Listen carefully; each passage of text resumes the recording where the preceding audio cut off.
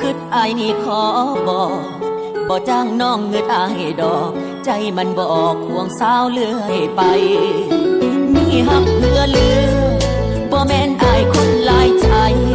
ถ้าน้องเฮ็ดใจบ่ได้จบกันไปบ่เสียเวลาบ่จ้างไผเงึดเศร้าคิดย่านจอยเด้อน้องตัวจริงหรือตัวสำหองบ่ได้มองกันที่หน้าตาสายมีแฟนหลายกิกหลายเรื่องธรรมดาใจบ่ถึงหอยนอกลามาหาเรื่องว่าอายทนหลายใจ